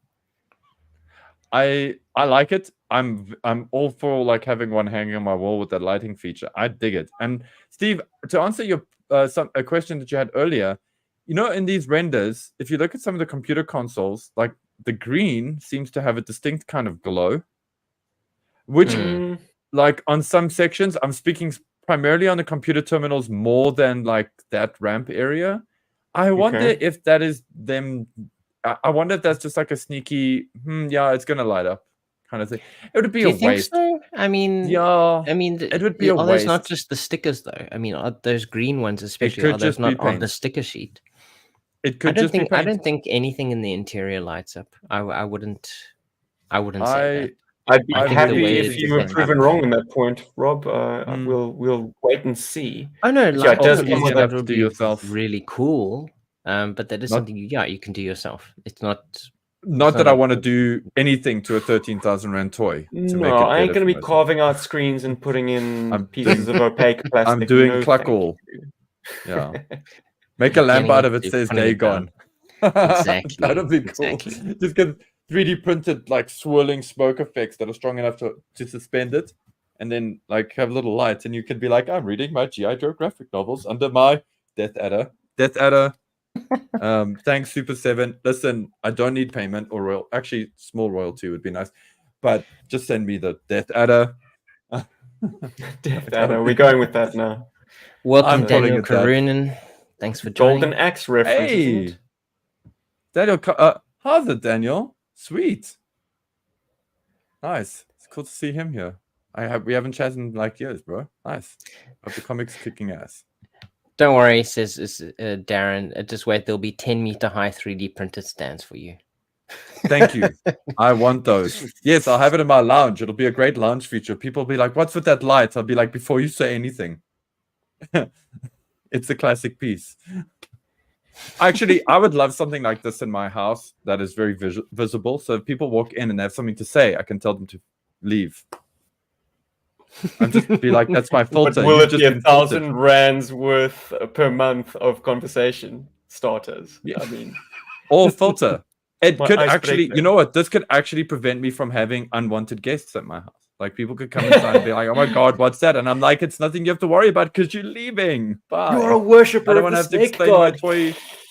I don't have to. Yeah, my death adder. I He's don't the have to explain Naga my worshipper. need to spend money on toys to people. So bye. Please go. Um, I like do it. I definitively have an answer from you, Paul, at this stage? Granted, we aren't Do I even want into one? the first 10 days of the crowdfund, but you have, like, you know, a finite amount of time to make a decision. Steve, and I make a would plan. absolutely love one. Like, please don't get me wrong. I would love this thing. I cannot But you quite bought a fathom house. how I'm going to afford it and pull out the money for it. That's my biggest problem. The more I look at it, the more I think I can make my own, which is kind of a reality for me right now. That is an and- interesting prospect. I mean, you could definitely. I mean, I think also Hyperion GM points out: keep the toy, 3D print a bigger version you can carve out. It is Yeah, I that mean, I sort can of make that shape out of where foam you board. can Hmm. literally create this yourself. But you won't get all the fine details and everything else. But it's certainly a project that a skilled person such as yourself can actually produce and make for yourself. That said, I do want to give the skilled people who made this thing my money because I want more of this kind of thing in the It's toy world. gorgeous. You know, like the Robo Skull. I want more of this. Yeah. This is This good. isn't a This makes slight me on happy. third-party producers because they're doing extremely good work. But as a diehard G.I. Joe guy, as we all are, it's nice to know that there are actual Cobra vehicles that are new being considered and battered about. I This think, is I mean, something that that's always the Hasbro thing. dropped Yes. like a hot rock. Super 7 have taken it up with both hands. It's hilarious that, I mean, flashback a couple of podcasts. It was just you and me, Rob, and we'd just gotten the news that Brian Flynn was bringing something to SDCC, a small vehicle of some kind, and we kind of debated what it could be. I think I threw the various sort of animated single-use vehicles that sort of showed up in a miniseries and then never again. Fantastical I Cobra remember that. designs. Yes, Yeah, we had that as a talking point, but he was keeping stum about a big secret because, I mean, this is not a small vehicle at all. Gosh. Yeah. No, I but think it's insane. I love this, dude. I love the shit out of this. And like I said, yes, like Rob, thank you very much. I appreciate, speaking about the fact that I do have the skill to do something like this. And I'm sure there's a lot of guys that are also maybe thinking they can make their own. And there's a lot of guys who have maybe even probably started making their own already in 3D printing and modeling and doing all those good things. But I would love to give my money to these people. I love the idea of money going to places and to people who do things that I like. And this is something I really, really like. This is something I think, dude, I think if we reach back into older podcasts, I think this is even something that we spoke about as a pie in the sky kind of thing that we would love to have. That would probably never exist. What's the blue sky concept of a G.I. Joe vehicle that will never ever exist that you would want? And I think I even said this thing, the Cobra UFO. Did. I'm sure you did. Snakeship. Death Adder. Thank you, Super 7. Just nail me. I'll sort you out with shipping address. Yeah, I can't believe it either. But this is a company that's bringing the Cat's Lair, the Thunder Tank. Which they was funded. clearly have no problem with aiming high and seeing what the fan following can do. So this is a test. We'll see how deep the O-ring and I think, runs. as you said earlier, absolutely, there are people producing fantastic third-party O-ring stuff, but it's also the thing for me always when you have a certain affinity for an IP, which is the thing that you absolutely love, G.I. Joe. That's always been the thing as well for me, unfortunately, with also comic books. Yes, there are tons of fantastic guys producing their own comic books, self-publishing, but it's like, I love the characters, of Superman or Batman or Captain America. I want to see good stories written for those characters. And yes, I love that, there are creative people creating their own comic books, but like I just enjoy those characters so much that I just love buying Totally. the first party stuff, and I don't think there's anything wrong with that either. I Thank you, love that Master people Son. are producing, third party stuff, and it's awesome. It definitely keeps it alive. But you do want to see the original creators of these things or official things produced that keep your love of the original IP alive. And it's cool Agreed. that they are doing this. And this is definitely a place where they can go from here. If this So is successful, grateful that Hasbro saw fit to hand the baton well, on. finally give someone else a chance. Yeah, to actually But produce O-ring figures. let's And get off this- the praise train very briefly, and because Master Son very generously gave us a $5 super chat. Oh my Thank god! you. Thank you so man. much. But has a caveat, because hey guys, love your show. Hate to be the downer, but Super 7 has never delivered on time. I think it is way overpriced and not sure it'll make funding. So there are three components to that. One is the delays. I can forgive that. I'm not. I mean, this is a year out of even being a Everything's delayed. whiff of production. yeah, so I think delays a is waiting something that you have to accept in almost any field. Like There's video also games. April You O'Neil. know about them freaking years ahead of time. Or yeah, I mean that's also the game, is that you create the hype as early as possible. So you almost always be waiting for anything that you're excited for. So I think way the overpriced. delay. I'm going to deal with that one next and just say that the HasLab Ghost was of a similar price. And also, of course, it was a case of Hasbro paying Lucasfilm for use of their IP. Here we have Super 7 paying Hasbro for the use of their IP. So it's another licensed toy. But then again, I bet Hasbro would have charged exactly the same if they'd done it in-house, because they're a bigger company with more salaries to pay. Yeah, and if more they had ever investors considered making it. Yeah. to rub up the To right way. appease. Yep. So So We we're probably saying would've had that a it's not snake hologram. overpriced. Are we saying that it's priced at what it necessarily has to be? I think that's where the market's at. I look at this and I look at the Thundertech, and they are similarly priced. I look at this and I look at the Ghost, they're similarly priced. I'm like, no one's getting a cheaper ride here, it seems.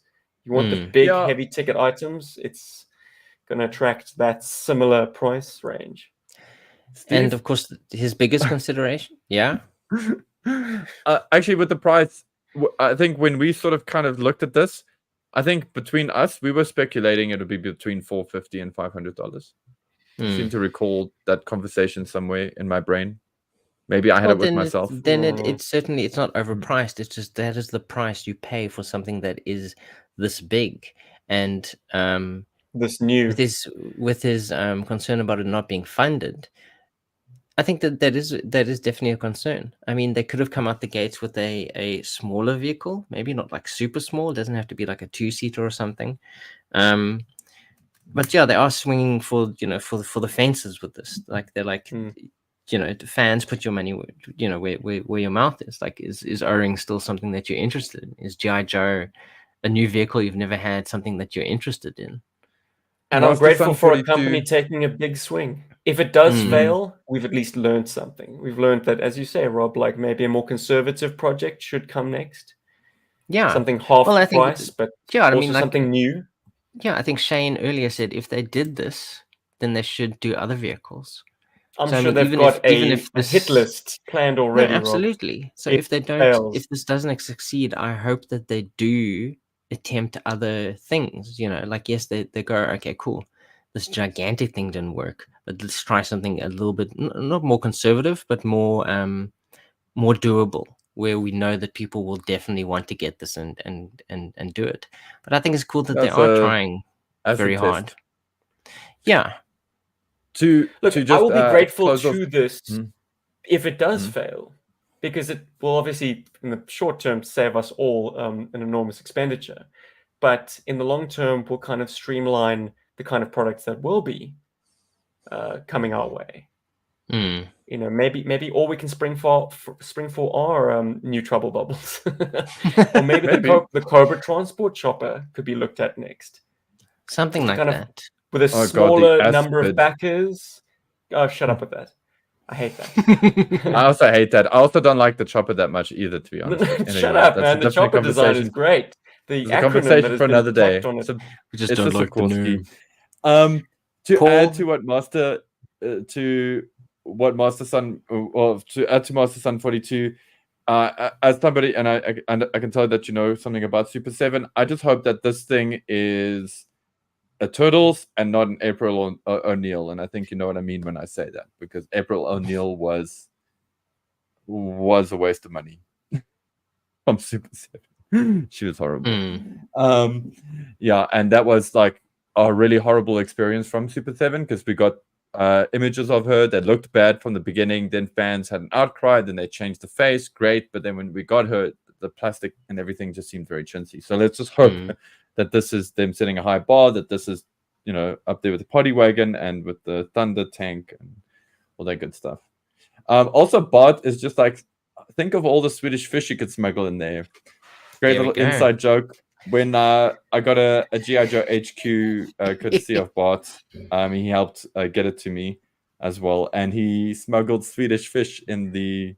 I think Paul, you should be able to get a lot more in cards. this. You should definitely get a lot more. So if you get this, send it to Bart. He's going to give you a ton of Swedish fish in there, and he'll send it back to me. It's going to be a good time. Not a lot of people know this, but you could put your weed in here. Actually, I'd rather put Swedish fish in there. Actually, yeah. I Okay, mean, I think imagine maybe just using the globe as a bowl. no, never.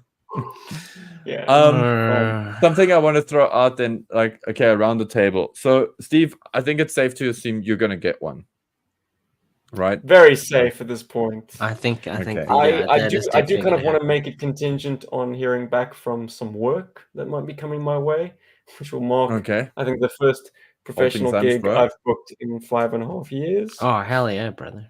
Holding Welcome thumbs, back bro. to the working force. But even if that's not the case, if pop culture offer a payment plan for basically the entire period of its production, so I would only have to pay next year. I think that's the very lenient terms that it's on. Like, I've looked at how this thing is structured, and yeah, it's put in your order now, pay later, which is amazing. Which is something that Hasbro Pulse don't do, but like offshore partners of Hasbro Pulse do offer. Like in Singapore, it's Oh My Cybertron and Robo. You can pay when put in a little bit of a deposit and actually pay when the toy arrives. So they carry the loss. How nice. That is impressive. Come on, Hasbro, you money grubbers. No, they want the money. Well, Sideshow used to do an amazing thing that I loved. I mean, if I still use Sideshow, but when I was buying my Sideshow Joes, they let you pay up to it. So it was like a lay-by. So you figure comes out, pre-order, cool. Yeah, and you put in your first payment. Far enough away that you can actually pay it off before it even comes out. And they would make the final payment plus the shipping as when the figure arrives. So you wouldn't have to pay that before it arrives. Master Sun just adding here, saying that I bought the Silverhawks. Very much, man. I bought the Silverhawks when they said they can't do vac metal. 3 months later, we can do it in vac metal. I wasted $300. I'm not happy with them. That would piss me off. Yeah. Well, he obviously does. That's the other side of the coin, guys. So, and it's good to see that. You know, we can't. I mean, I like Super 7, but they're not perfect. No big company is in the end. And that really is the risk you do take with anything in the end. I mean, look, people are being burned with their Fireflies nowadays. I mean, like, okay, Super 7, that does seem like a very shrewd business right there. Like they say something that they take what we take as a truth at the time and then roll back on it. So the vac metal thing that's disgusting. That's actually almost mean-spirited. But the flip side of that, can you blame them once they got the go-ahead to do vac metal? I guess it was maybe a factory that said, yeah, we'll do it. Maybe the truth kind of shifted for them as well. And so they were like, well, now we have the option to do this. Should we go for it? Even though we're going to get this kind of backlash? I'm very sorry that Master Sun, effectively lost $300 in it. I mean, I assume you got the vac metal Silverhawk figure then. Figures.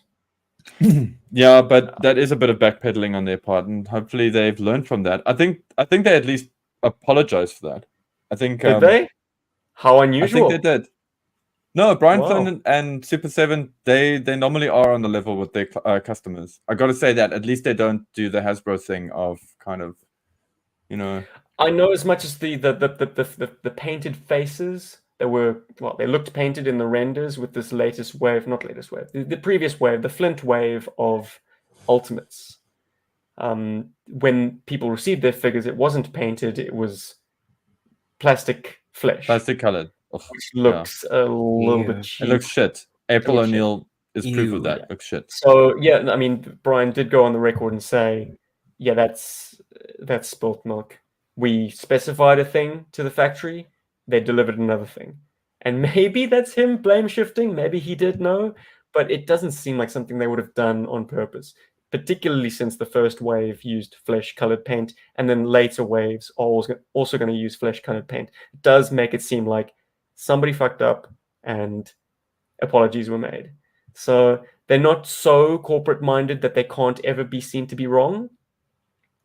You know, you're going to battle to get anyone to confess to, like, shortcomings. We try to save a from buck, big age. Yeah. and we made a mistake. Whoops. Well, no, We're they'll never just gonna say the that. blanket thing of like, yes, Mhm. we are in conversation with the factories about certain issues that have cropped up. We're not happy either, but no one's going to say sorry. At least not from the Hasbro bunch. Well, Anyway, Master Son elaborates. He says, I tried to cancel my orders before they were delivered because I got wind they were going to do this, switching to the VAC. And they Yeah, wouldn't that's cancel it. shifty. So he's That's not definitely cool. exceptionally biased because of this. And I think that, yeah, if your own personal experience with the company is that they have treated you like shit, you're definitely not going to be getting anything new from them. Especially something that is such a huge put out of money to be able to afford. it sucks when also don't the want to sharp advocate. edge of the Yeah. business cuts into the enjoyment of a plaything. I mean, this is a strange crossroads between our adult brains, like thinking like, you know, this is a company making money, and our child brains like, this is a toy that I want to enjoy and play with. Like, They want the big Mm. toy. Give me toy. Yeah, listen, I the wanna put it challenge is somewhere. it's a business. I don't think a business like Super 7, at least the vibe I get from them, goes out of their way to screw people over. I think there's certain costs and price. There's a cost of doing business sometimes. Sometimes you pay heavily for it. Sometimes you pay socially for it.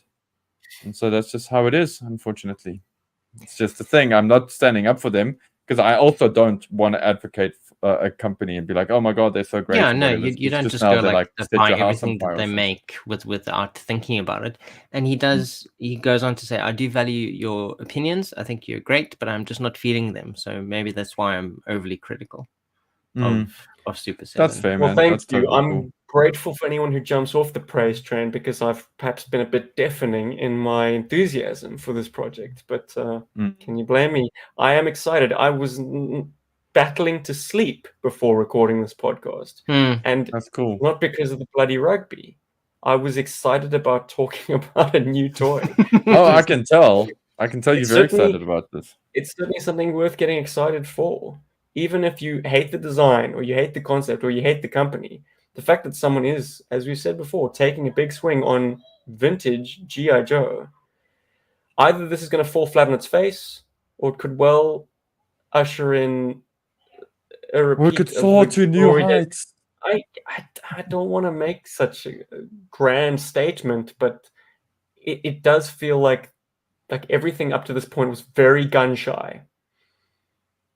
And this is the breakthrough we've all been waiting for. This has been waiting in the wings, or we've been praying for this kind of miracle. It's like And I mean, Hail it's Mary not just play for vintage classic O-ring G.I. Joe. figures. It's also hopefully the fans of the reaction figures themselves, or fans of the cartoon that might be able to get in on this and do want a giant vehicle that represents something that that was in the cartoons. You know, yes, they've produced a couple of smaller vehicles. I mean, you know, like Quinn and this little like sled thing. Like this is like the first big thing that you get that Which I think is so cool, actually. exclusively from the cartoons. So I think it is something that that should hopefully light the fire under not just vintage fans, but yeah, fans of the cartoons and fans of the reaction line as well. I guess the question is, instead of wondering if they could, they should be thinking about if they should. Thank you, Dr. Malcolm. Boys, I think we wonder can what leave this it is there, to be honest. Yeah. I mean, we normally fill 2 hours, but we would normally have other things on the agenda. We could talk comic cartoons. Yeah, we were scheduled to do some cartoons this episode, but I quite like the idea of this being a chat wholly focused on the mothership. Me too. Oh, no, Wow. absolutely. And we've been all over the place. Like, I think we've discussed the pros, the cons. I mean, definitely, Master Sun has brought up a lot of the cons, at least, of Super 7 themselves, and maybe the process that they go through in producing some of the toys that they make and the mistakes that they made in the past. I feel like So I think it's something that you, as a listener or as a viewer, you have to decide for yourself. Like, is it worth the cost? Are you willing to take the risk? What have your own personal experiences with Super 7 been? Yeah, I'm going to be going over to my mate's place and playing with his Thunder Tank ASAP because I want to play test the thing. I want to see, do the hinges have a nice action? Do the wheels, the treads roll nice? I mean, what is the build quality of the Super 7 toy? These guys are unknown to me. I've been very much in my lane, which perhaps makes me the prime candidate for something like this. I didn't go in on Classified. I didn't go in on a Roboskull. I didn't go in on a PlayStation 5. I'm not a gamer. I get no value from a console. I do get value from plastic. I have a giant, awesome toy. And yeah, it seems like people in the chat also agree. Droz, I agree this could be a big swing indeed. I hope they succeed in this ambitious project. Moonlight 47 says, curious if this thing funds and whether that's enough to convince the lords at Hasbro that the scale is still alive and money. Oh, please don't take it back, Hasbro. You've broken my heart too many times. Yeah. I think if it's a success, I'm hoping it's a success for Super 7 and it encourages them to want to explore the possibilities of creating O-ring figures, you know, a modern resurgence for O-ring, that style of figures. And I'm sorry, Cody, that you're late to the party. Oh, actually, you're even more late than normal because we would have started 3 hours ago. Sorry, boys. It's creeping close to 2 a.m. South African time, so I'm going to release my compatriots. But I think before we do that, this is a good one. Tabuya J believes that Jason Voorhees is Dutch. Meneer Voorhees. Meneer Voorhees? Okay. He could. What would that be in Afrikaans? What would we have changed it? Actually? Well, Jason isn't an Afrikaans name at all. Yeah. Well, that would have been. Although like, I know quite a few Afrikaans Jasons. Really? That is weird, though. I'm just thinking because remember when the South Africans left the Netherlands, they changed their surnames ever so to avoid tax. So if Jason was Voorhees, he would probably be called Voorhees. Voorhees. Oh, that's Voorheesen or Van Voorhees. Van der Heijsen. Something like that, probably. Van der Heijsen. Well, either way, shout out to Friday the 13th. What fun. I watched the cool review of Jason versus Freddy, and it makes me want to watch that movie again. Really? Yeah. I hate that movie. Yeah. Makes me want to find a William Shatner mask and Doctor at the same time. That's Halloween. No, that's Halloween, Stephen. We're talking. But thanks for playing the hockey mask. It's got the hockey mask. Ah, man! Can I share something kind of cool that happened just before we all have to run out? New shit, Paul? Just before that, there is new shit, but I just want to look at our little agenda for this episode. So we sort of discussed the base offering. We kind of discussed the tiers. I mean, we mentioned like this parachute a little bit and the add-ons a little bit. Discussions of cost and value, we definitely did that. What gets us jazzed about the set? I think we did that in little bits and pieces, but I don't think we sort of like quickly. No, I mean, the whole I think thing. the jazzingness of it. I mean, is that it's a new figure. It's a new thing. It's a new.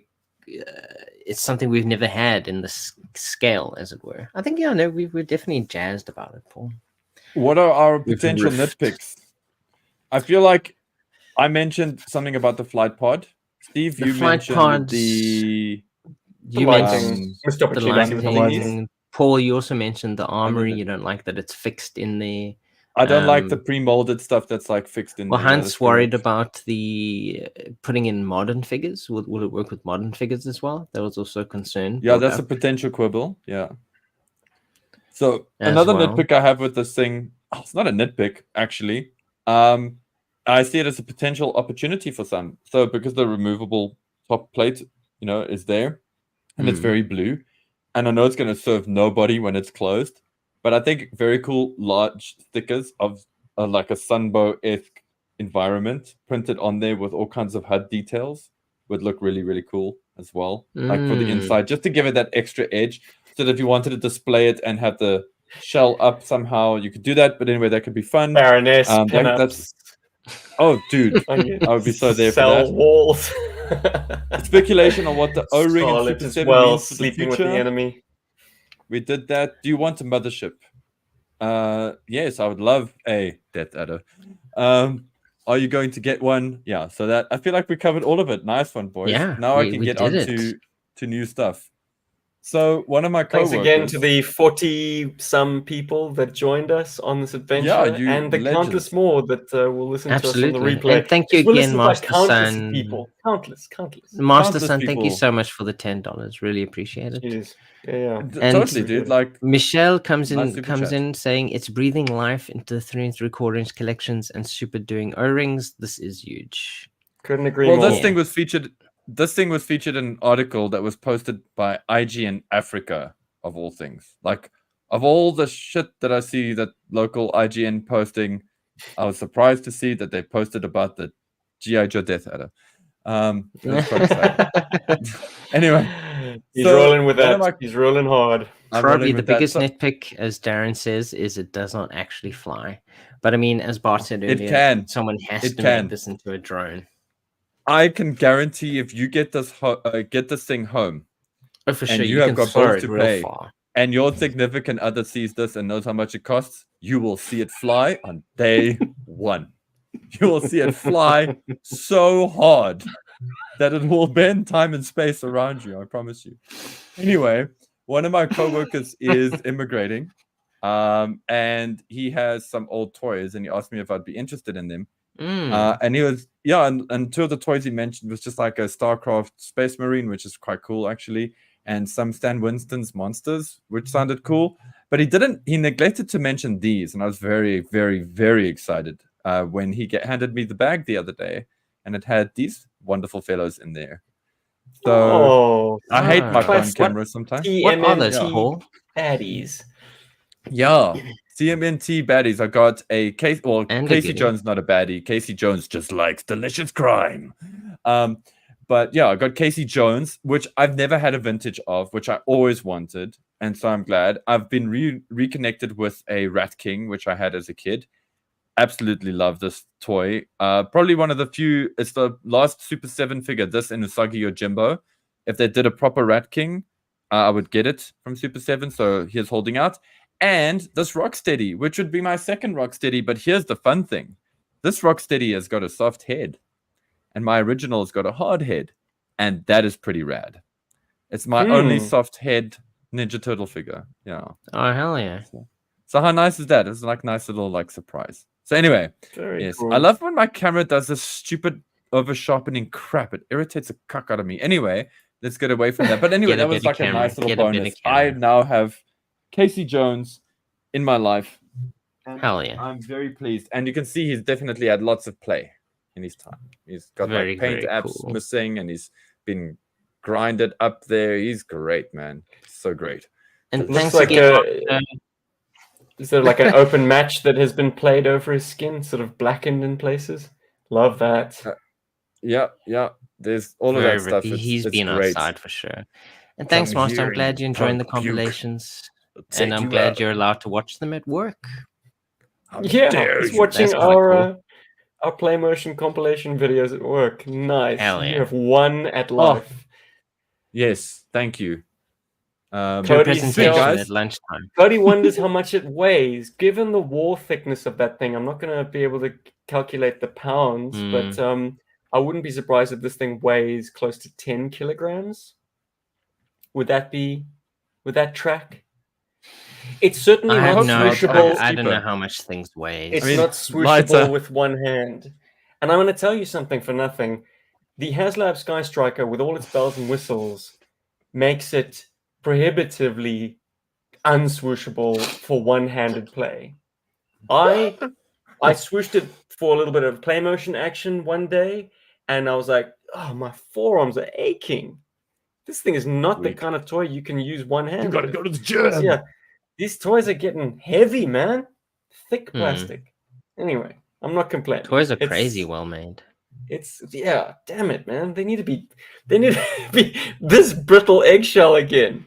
Just like in old school Terradrome days. And yeah, Michelle, we had the chat was having a great discussion earlier that if you do buy this mothership, you definitely have to. It has to be a clause where either you make a play motion or you make a stop motion or something with it. So I think if people do buy this, they're definitely going to make a lot of content with it. You have to. You know, like, it's just too cool. Such a great marketing thing for Super 7 would be to make it that like they will rebate the full price of the item to you if you release the best video or play motion with this thing. I think that would be amazing. Trying to do the math, we would have to have a video that gets about 100 million hits to get ad revenue enough to pay for this thing. So forget about it. Well, yeah, it's just going to but be our biggest remember video that ever. Don't that's worry. on a scale. Hey, remember it's not just like linear. The more views you get, you get more. I hate thinking about YouTube. It breaks my Yeah. brain. But it is a platform that has given us an opportunity to chat to the three of us and put it into the world. Thank you, for Robo anyone Motor World. I've been waiting for this. I need to get the mothership just so I can put a Samuel L. Jackson figure in it. You know why? Yes, dude. I know why. Somebody's got to buy me a mother fluffing snake ship. I need a snake plane. Give it to me. I love it. That's And my it'll- ship, the one that says "bad motherfucker" on it. All right, boys, we are out. Thanks for the chat, for joining us. Thanks for Thank you, everyone everyone, watching for this. coming through. Great time. Thanks And to also thank you, everyone Super 7, enjoying the conversation having cojones. around these things. Yes, thank you Yeah. to the designers from Super 7 for Give it a rolling shot. heavy. I hope it has no problems in its production process, and I hope there are no funds. issues. There's that. But we Cheers, will be everyone. watching very interestedly for the This next is Belacova 2 make me look fat. Just like on a rubber band. Later. Yo.